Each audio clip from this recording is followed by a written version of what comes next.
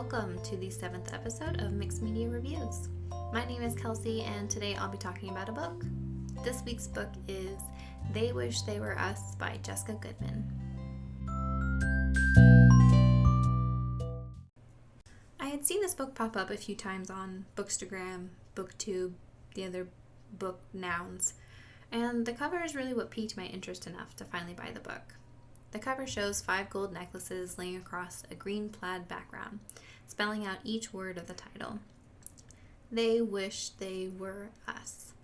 The last necklace, us, is broken, with blood staining the necklace and the background, and droplets fall on the necklace above.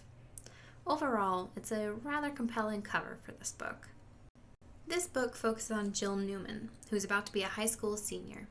From the outside world, it looks like she has everything. A loving boyfriend, popularity, great grades, and a chance to get into an Ivy school. The only thing she's missing is her best friend, who I think it's pronounced Shayla. She was murdered by her boyfriend, Graham, freshman year. Or was he the one who did it? Jill begins to get mysterious texts claiming Graham's innocence. As she begins to dig deeper, Jill begins to question everything around her, and everyone. Because if Graham didn't kill her, it means one of her other friends did. For a debut novel, I think Jessica Goodman did fairly well. It was an interesting premise that involved murder, a mystery, and a secret society among the elite. The players, as they're called, all take part in things you'd expect a secret society to take part in.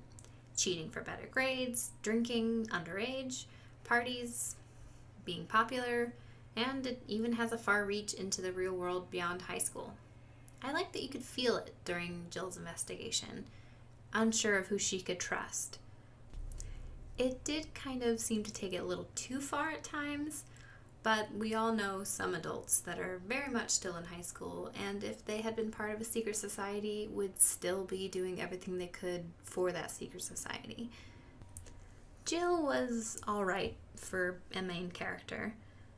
I feel like she has a compelling motivator, solving the death of her best friend, but that's pretty much all that I liked about her. And that's also kind of all that I liked about the book. I liked the general idea behind it, the more superficial surface parts, but underneath it wasn't very great. The what I didn't like or critiques part of this podcast is gonna be fairly long, as there were a lot of things I wasn't really a fan of, like Jill. Jill is supposed to be our moral compass for this story, but it seems like it took her 3 years to actually find that compass, which I suppose it could be argued, and I think the author attempts to argue this, that she waited until she had the power to change what was going on the inside, when she'd finally be in charge as a senior. But she still took advantage of all the player perks in the meantime, like finding the answer keys to tests or looking up essays. And she also continued to participate in this same behavior, the bullying, that killed her so-called best friend. They have these things called pops that are supposed to be, I guess, the initiation part of getting into the secret society. You have to do whatever these pops are, and some of them are, waiting hand and foot on the upperclassmen, and some of them are illegal things, like buying beer when you were a freshman in high school. But the pops, well, some of them I could see as pretty bad, like getting drunk in a sauna where it was really hot and they couldn't get out. Seems like an attempt to murder people. She still continued to play a role in those. At least we're led to believe, since there's a 3-year gap and it doesn't really say what everyone does. If you do the pops as a freshman and then you don't participate or have anything to do with them in the next 3 years, and then you're a senior and then you dish them out, it makes it seem like the underclassmen and the upperclassmen all do the pops. It was kind of confusing, and that was another thing I didn't like as much, is there was so much missing in those 3 years that we don't really know about. We're just supposed to expect that she went along with everything for those 3 years, and then now, finally, her senior year, she's... Oh, can you guys hear that?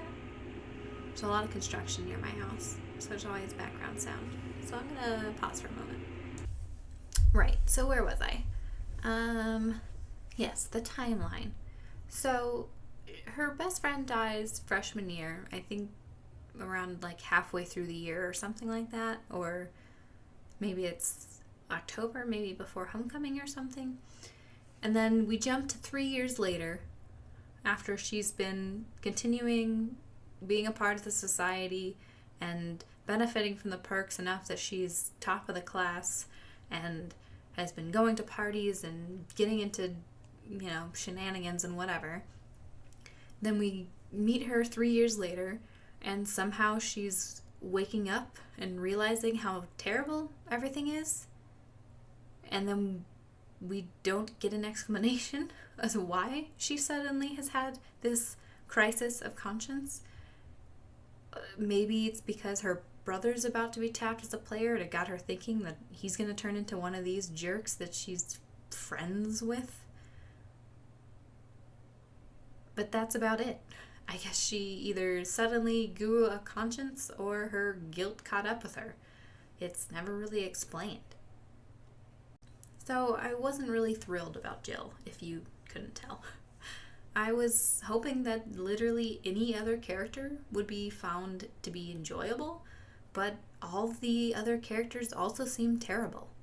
From the fellow players, her new so-called best friend that I don't even think likes, to the teachers who enable all of the player crap that they do, to law enforcement who apparently just look the other way when they're doing illegal things.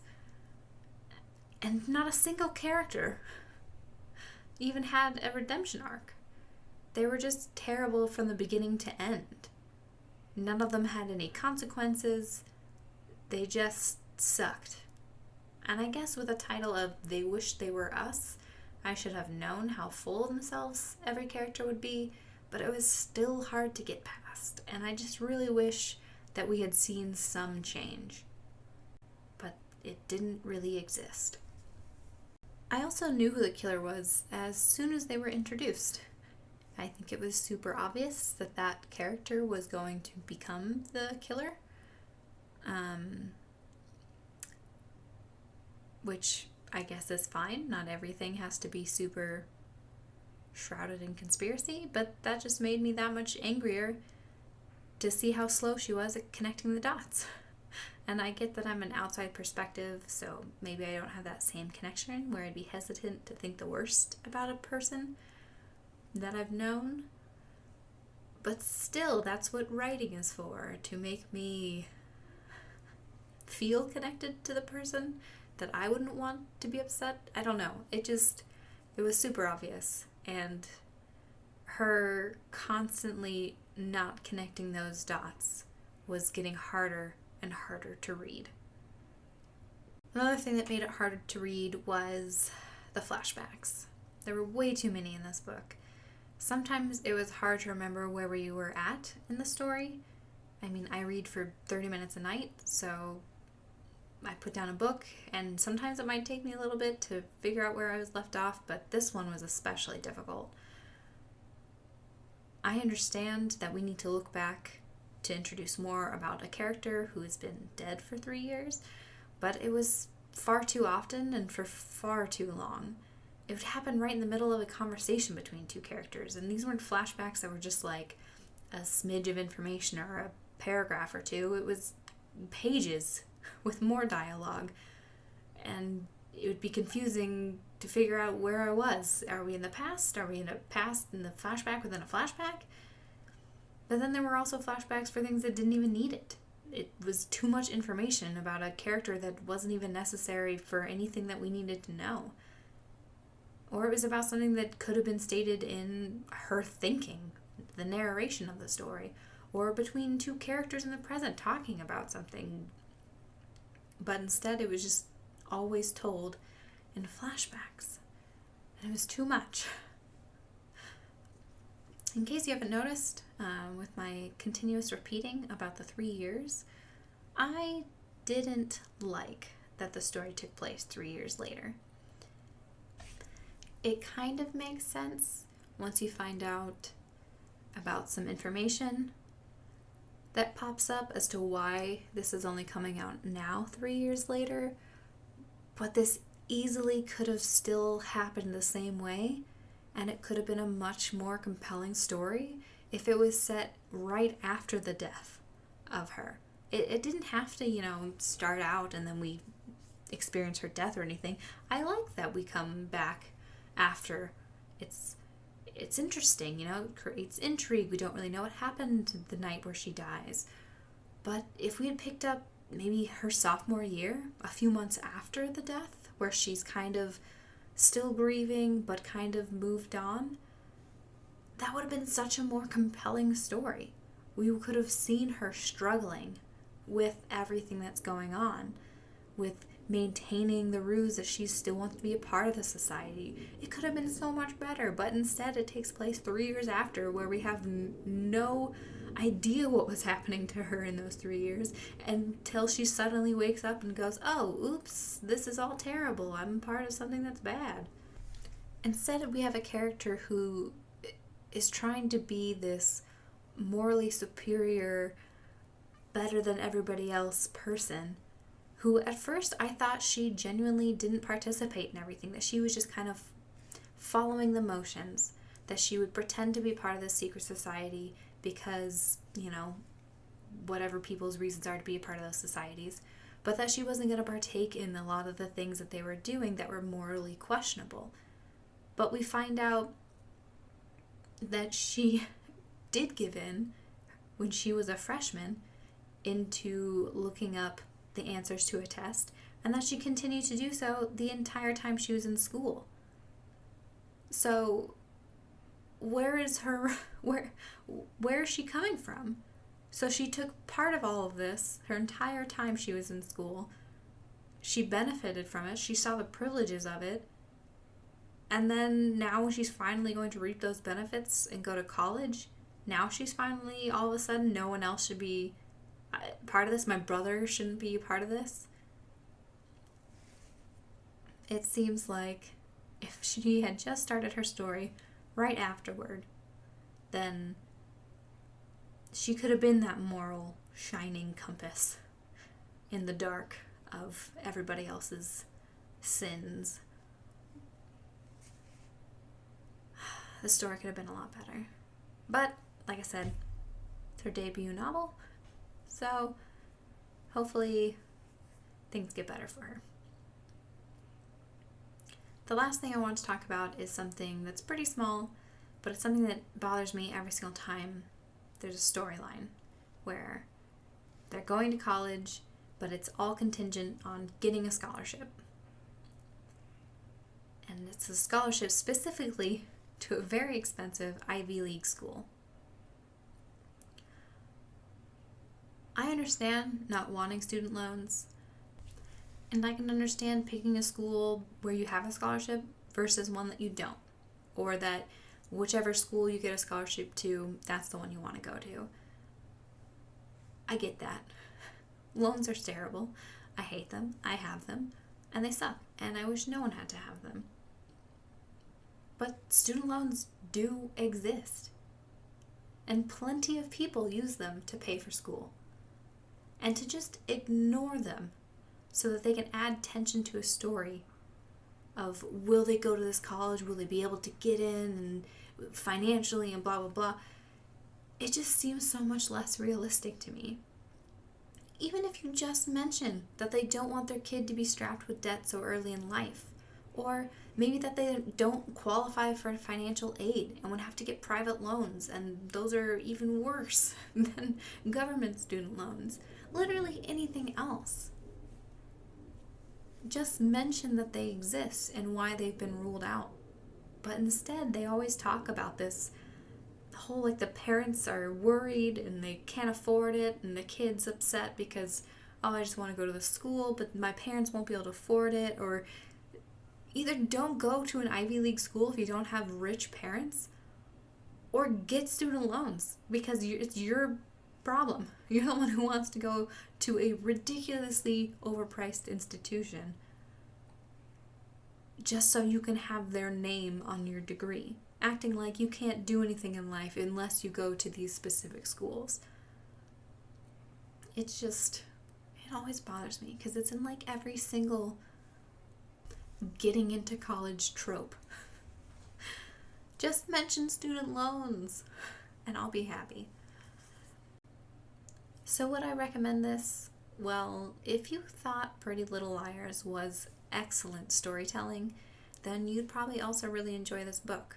They Wish They Were Us was alright, but nothing great. The end of the book does make sense, so at least you won't completely hate yourself, because the motive is okay. But overall, it's just predictable, and again, I guess if you liked Pretty Little Liars, you'd probably like this book. And even if you liked Pretty Little Liars like I did, you'd be okay with this book, like I was. There was an excerpt of her next book, They'll Never Catch Us, at the end of They Wish They Were Us. And I read some of it, and it seemed like, from the small bit that I read, pretty good. I mean, it didn't seem to have as many flashbacks, and so far it was okay. I may pick that book up, I may not. I have a lot on my TBR, so we'll see. Maybe if I can find it really cheap, I will. I know she also has a new one coming out this May titled The Counselors, so maybe give her third book a try. Hopefully her writing's gotten better. I mean, we all have to start somewhere. And there you have it. Those are my thoughts on They Wish They Were Us by Jessica Goodman. Thank you so much for joining me. You can find me on Instagram and Facebook at Mixed Media Reviews, and you can also find me anywhere you find your podcasts, as long as that is Anchor, Google Podcasts, Spotify, Breaker, or Radio Public. Please join me next week where I'm going to be reviewing a new TV show, Hawkeye. Have a wonderful rest of the day. Bye!